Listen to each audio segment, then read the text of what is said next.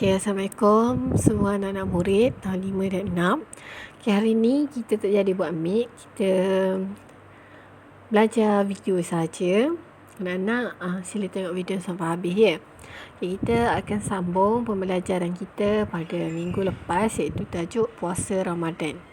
Okay, minggu lepas kita dah belajar tentang pengertian puasa, hukum puasa, syarat wajib puasa, syarat sah puasa serta rukun-rukun puasa. Jadi minggu ni kita sambung tentang perkara-perkara yang membatalkan puasa. Okay, dalam buku teks awak tu ada 8 perkara yang membatalkan puasa. Kita pergi yang pertama dulu, iaitu makan atau minum dengan sengaja meskipun sedikit. Namun jika tidak disengajakan atau terlupa, puasa tersebut tidak batal, tetapi perlu segera meninggalkan perbuatan tersebut. Okey. Kalau seseorang tu dia tahu dia sedang berpuasa tapi dia makan dan minum dengan sengaja, maksudnya dia saja-saja je pergi makan, pergi minum makan nasi lemak ke, pergi minum air oreng ke, tapi dia tahu dia berpuasa, jadi puasanya adalah batal kerana dia sengaja. Tapi lain kes dia kalau dia tak sengaja ataupun terlupa. Dia terlupa, dia pergi makan nasi lemak, dia terlupa dia berpuasa, jadi dia pergi makan nasi lemak lah, dia pergi minum air, minum air Milo ke, jadi puasa dia tu tak batal lagi dah. Gitu. Kemudian nombor 2, memasukkan sesuatu benda ke dalam rongga badan secara sengaja. Okey, perkara yang kedua yang membatalkan puasa adalah memasukkan sesuatu benda ke dalam rongga badan secara sengaja. Okey. Rongga-rongga ni lubang dah. Dan contohlah lubang yang ada dekat badan kita adalah mulut, hidung, telinga dan sebagainya kan. Okey, jadi rongga-rongga ni ada had dia masing-masing dah. Maksudnya ada batas dia lah. Jadi tak boleh memasukkan sesuatu benda ke dalam rongga badan secara sengaja lah. Contohnya mulut dia ada dua had lah, dua bahagian, iaitu had yang pertama adalah had zahir, yang kedua adalah had batin. Had zahir ni tempat keluarnya makhraj huruf kha. Contoh kita sebut kha jadi kita rasa kita keluarkan huruf kha tu dekat mana. Jadi tu adalah dia panggil had zahir. Yang kedua adalah had batin. Had batin ni bila kita sebut huruf ha, kita rasa macam ke dalam sikit tak, tempat keluar huruf tu. Jadi tu adalah had batin. Jadinya bila sampai sesuatu benda ke dalam rongga yang sampai had batin tu, yang dalam tu, jadi batal puasa dah. Boleh batal puasa. Okey. Contohlah dia memasukkan, contoh dia tak kasi makan pun roti tu, tapi dia saja nak memasukkan roti tu sampailah mencecah had batin tadi. Had batin bagi rongga mulut, iaitu tempat keluarnya makhraj huruf seperti ha.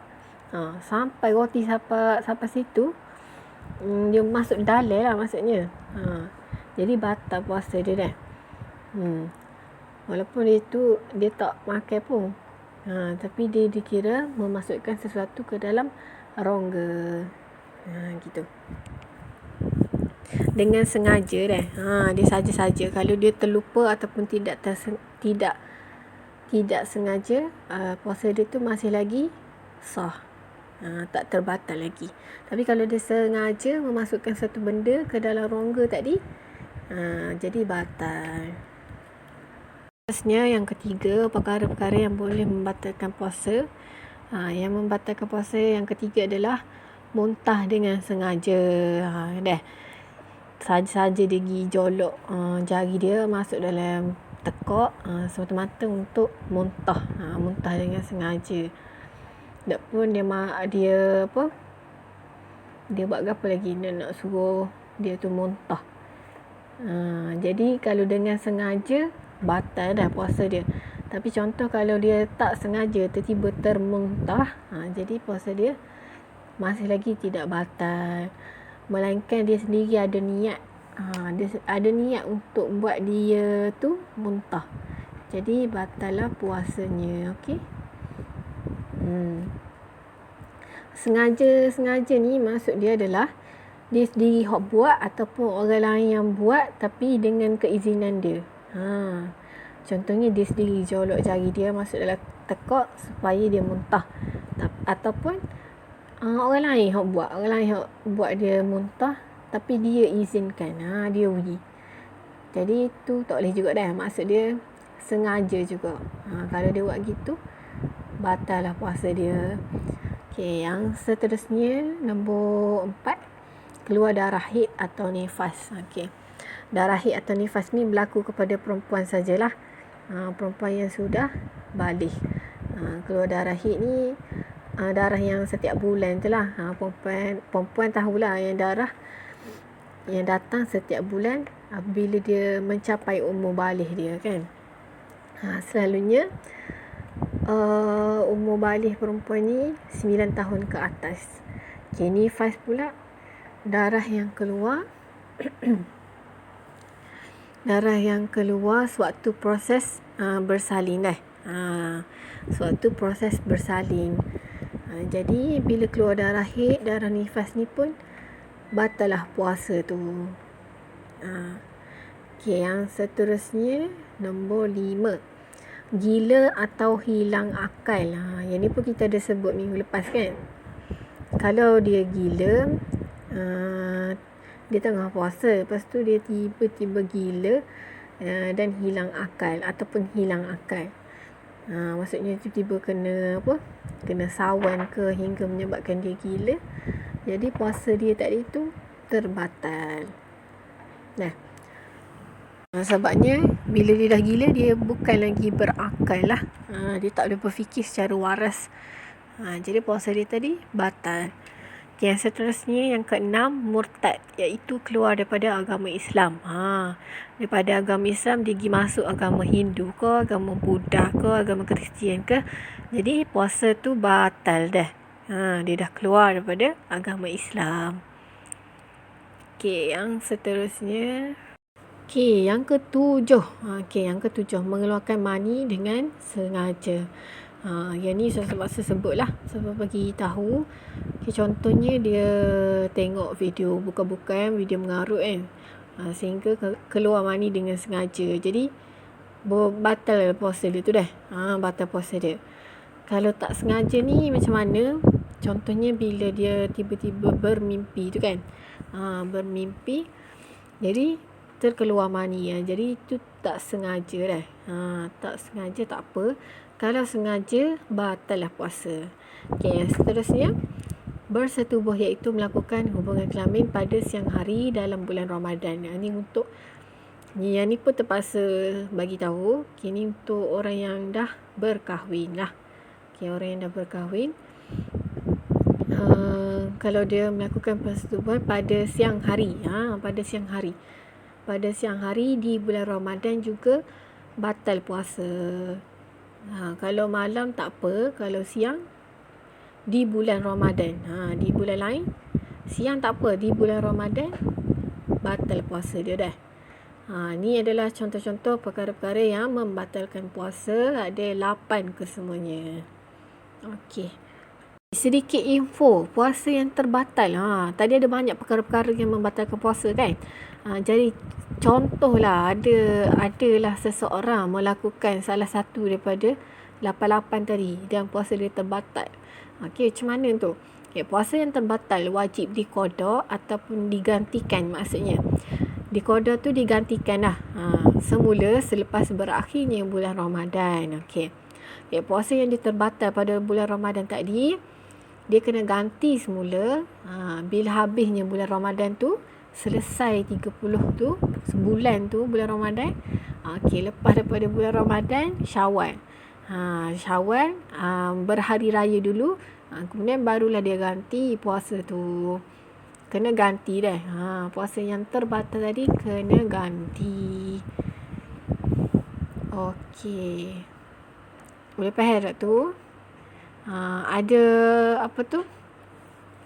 Ada penjelasan lanjut tentang ni, tapi kita tak akan belajar lagi pada minggu ni. InsyaAllah kita akan belajar pada minggu hadapan tentang sambungan tu lah.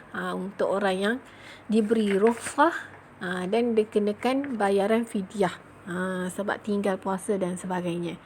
Jadi kita belajar yang tu pada minggu akan datang, insyaAllah.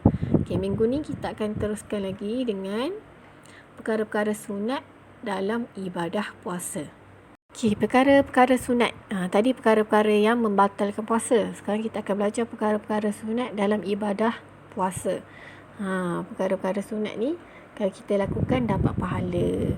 Okay, yang pertama menyegerakan berbuka. Bila masuk je azan maghrib tu kan, bila masuknya waktu maghrib tu dah dengar azan, segerakan berbuka puasa.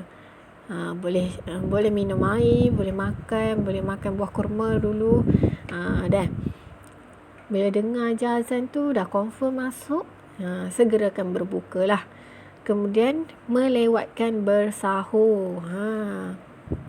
Kalau tadi cepatkan berbuka, segerakan tu cepatkan berbuka. Jangan tangguh-tangguh, jangan lewatkan kan.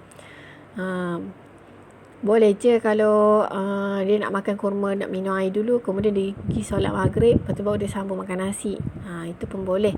Tapi bila masuk je azan maghrib tu, jamahlah makanan sikit, minumlah air sedikit kan.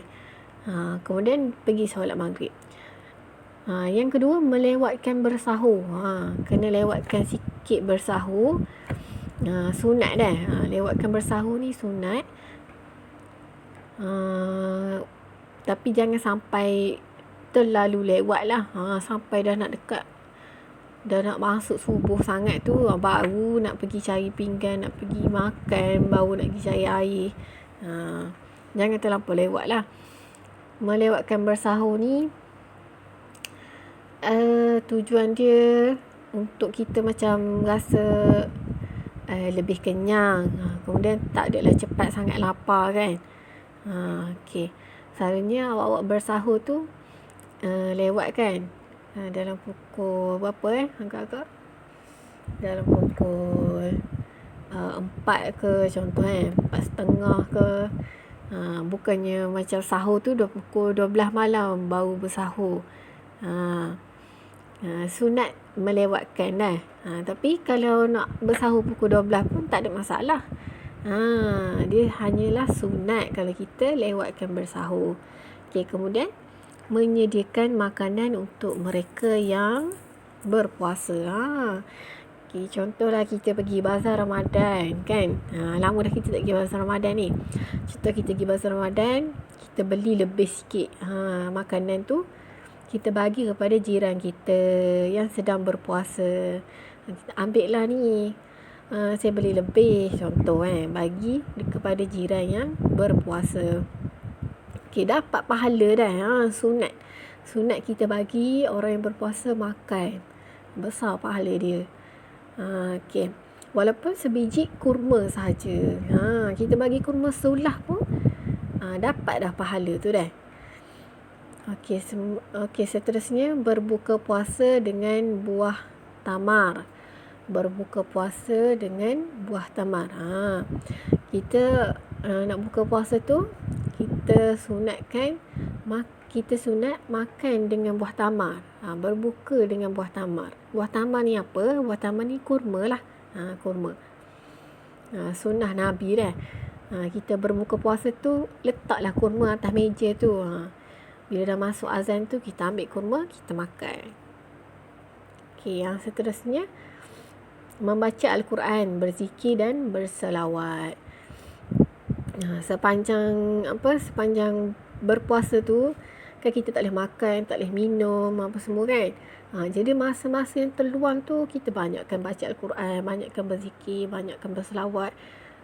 Di bulan Ramadan ni pahala berlipat-lipat kali ganda. Jadi rugilah kalau kita lepaskan peluang tu. Kita tak baca pun Al-Quran, kita tak berzikir pun, tak berselawat pun, rugilah. Okey. Bulan puasa pun syaitan apa semua tu diikatkan. Jadi kita hanya perlu melawan nafsu kita je. Rasa macam malas nak baca Quran, kita kena lawan juga. Kena lawan dan kita banyakkan membaca Al-Quran di bulan Ramadan. Okey, yang seterusnya tidak bercakap perkara yang keji. Di bulan Ramadan pun kita digalakkan untuk tidak bercakap perkara-perkara yang keji, perkara-perkara yang tak elok, yang buruk. Macam nyepoh apa semua tu, tak boleh dah. Kalau kita jaga lisan kita, jaga lidah kita, terutama di bulan Ramadan, sunat dah. Sunat dapat pahala kita jaga. Kalau kita rasa macam nak marah, contoh ada orang cari pasal dengan kita berkata sesungguhnya aku sedang berpuasa. Jadi tak payah lawan semula lah dia. Tak payah layan dia. Kita jaga lidah kita, jangan bercakap perkara-perkara yang buruk. Jadi saya rasa kebanyakannya anak-anak semua dah melakukan perkara-perkara sunat di dalam bulan puasa ataupun bulan Ramadan sebelum ni kan. Makan buah kurma, cepatkan berbuka, lewatkan sahur, apa semua tu kan. Baca Al-Quran. Jadi insya-Allah untuk bulan puasa akan datang pun anak-anak boleh teruskan. Yang mana rasa macam tak cukup lagi boleh tambahkan. Yang rasa sebelum ni tak pernah pun bagi makanan dekat orang yang berpuasa, mungkin Ramadan akan datang kita boleh buat benda tu. Okey, yang seterusnya adalah hikmah berpuasa. Bila sebut hikmah ni adalah kelebihan ataupun fadilat, apa lagi, benda-benda yang baik lah kan. Hikmah berpuasa, apa yang kita dapat apabila kita berpuasa. Yang pertama, badan menjadi sihat. Badan menjadi sihat. Yang ni pun kajian sains pun menyokong kan, badan menjadi sihat bila kita berpuasa. Bila kita tak makan, kita bagi sistem penghadaman kita ni rehat. Kita bagi perut kita ni rehat. Dah lama dah perut kita ni asyik bekerja je kan, proses makanan dan sebagainya. Jadi bila tibanya bulan puasa, kita bagi sistem penghadaman kita rehat siang hari tu. Jadi akan menjadikan badan kita menjadi sihat. Seterusnya, melatih diri menjadi seorang yang penyabar. Di bulan puasa ni kita tak makan, kita tak minum, kita rasa lapar kan. Jadi bila kita rasa lapar tapi kita tak boleh makan, kita tunggu waktu berbuka, apa yang kita buat? Kita bersabar. Bulan puasa ni melatih kita tu lebih menjadi seorang yang penyabar. Laparnya lah rasa, contoh laparnya lambatnya lah nak berbuka, lambatnya lah waktu maghrib. Tapi kita sabar sampailah cukup sebulan kita berpuasa. Sedar tak sedar dah sebulan kita berpuasa. Kita menjadi seorang yang lebih penyabar. Bulan puasa pun kita jaga lisan kita, kita tak marah orang. Kita pun sabar, menjadi lebih sabar. Kita bila orang kata kat kita, kita diam je, kita tak lawan, kita bersabar. Gitu kan. Okey, yang seterusnya lebih mendekatkan diri kepada Allah. Di bulan puasa pun, bila kita berpuasa, kita lebih mendekatkan diri kita kepada Allah lah. Sebab apa? Sebab puasa ni merupakan rukun Islam. Antara rukun Islam dah. Bila kita tunaikan puasa ni, kita merupakan salah satu tanda kita taat ataupun kita patuh kepada suruhan Allah. Di bulan puasa juga kita digalakkan untuk membaca Al-Quran, berzikir, berselawat. Jadi benda-benda semua tu mendekatkan kita kepada Allah dah. Mulut kita tu duk sebut sama, duk berzikir sama. Okey, kemudian mendidik diri berasa syukur. Berasa syukur. Bila kita tak makan, tak minum, kita rasa lapar, kita pun teringat kepada orang-orang yang susah, orang-orang yang tak ada makanan. Walaupun bukan di bulan puasa, mereka terpaksa berlapar, terpaksa tak makan, kebuluran. Kita tengok di negara-negara luar, negara-negara yang berperang contohnya. Jadi mereka terpaksa ikat perut, terpaksa berlapar. Jadi bila kita berpuasa, kita tak makan, kita tak minum, kita pun akan rasa macam bersyukurnya. Sebab apa? Sebab kita di Malaysia masih lagi cukup makanan, masih lagi ada makanan di atas meja, masih lagi hari-hari dapat makan. Bila kita berpuasa, kita rasa sikit kesusahan orang-orang lain tu. Jadi secara tak langsung kita akan berasa lebih bersyukur dengan nikmat yang kita telah perolehi. Gitu dah. Tu antara hikmah berpuasa lah. Ada banyak lagi sebenarnya. Okey. Seterusnya perkara-perkara makruh ketika berpuasa. Dia sebut makruh ni benda yang tak berapa disukai lah. Okey, benda-benda yang sepatutnya kita elakkan. Okey, yang pertama, berbekam. Okey, untuk kelas yang minggu sebelumnya saya ada sebut berbekam ni haram tak? Tapi sebenarnya berbekam ni ada banyak khilaf pendapat ulama. Jadi ada yang kata batal puasa apabila berbekam, ada yang kata tak batal berpuasa. Tapi kita ikut silibus buku kita. Berbekam merupakan makruh. Tak batal puasa tetapi tidak disukai, ataupun kalau boleh cuba elakkan.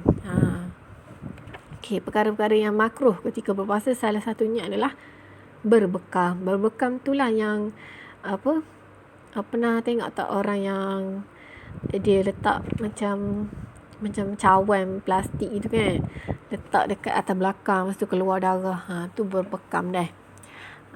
Jadi makruh ketika di bulan puasa, kalau boleh elakkanlah berbekam. Buat di bulan yang tak berpuasa, bulan lain lah, bulan Syawal ke Syakban ke kan. Kemudian yang kedua, berkumur-kumur secara berlebih-lebihan. Contoh nak ambil air semaya, nak kumur, tapi jangan secara berlebih-lebihan, jangan terlalu melampau lah. Lepas kumur gitu kan. Jangan secara melampau. Biasa-biasa sudah. Kalau secara berlebih-lebihan dapat menjadi salah satu perkara makruh ketika berpuasa. Kita toksik lah kan melakukan perkara-perkara makruh ni. Okey. Yang seterusnya, memasukkan air ke dalam rongga hidung secara berlebih-lebihan. Yang ni pun sama. Jangan terlalu melampau masukkan air tu. Nak ambil air semaya, nak masuk dalam hidung tu, ambil bubuh banyak kali pula tu. Jangan terlampau dah. Jangan berlebih-lebihan sangat, biasa-biasa je. Air tu pula janganlah sampai sampai ke tulang hidung tu. Dah. Masuk sikit je. Lepas tu janganlah terlalu banyak kali sangat. Biasa-biasa je. Kemudian mandi terlalu lama dan terlalu kerap.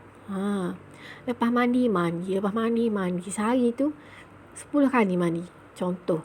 Ataupun sehari tu kejap-kejap masuk kolam. Lepas tu mandi lama pula tu. Jangan gitu dah.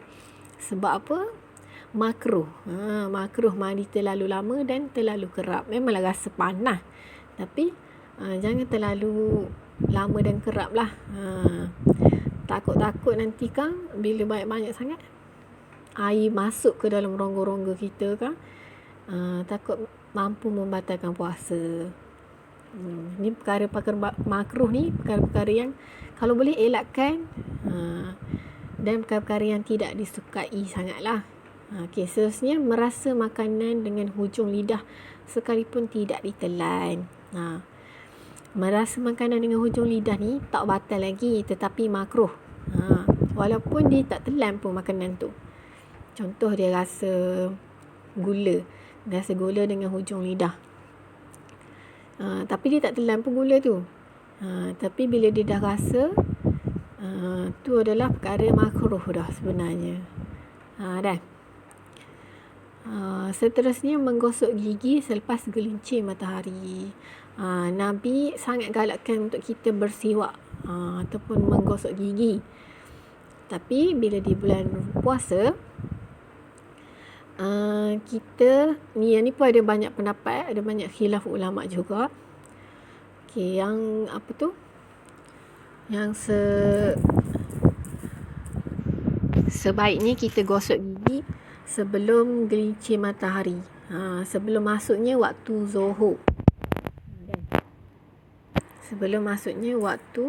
zuhur. Sebaiknya lah. Tapi kalau dia gosok juga selepas gelincir matahari, selepas masuknya waktu Zuhur, makruh lah. Tapi tak batal lagi puasa. Tetapi makruh. Sebab ini kita gosok sebelum masuknya waktu Zuhur tu dah. Okey, ini adalah 6 perkara makruh ketika berpuasa. Okey, kalau ada nak tanya, nak boleh tanya dekat WhatsApp atau Telegram dah. Okey, saya rasa setakat tu je dulu kelas ini. Terima kasih kerana sudi mendengar. Saya harap anak-anak semua dapat jawab peperiksaan ibadah itu, UP dan dapat keputusan yang baik lah nanti, insyaAllah. Okay, selamat berehat dan jaga diri semua. Assalamualaikum warahmatullahi wabarakatuh.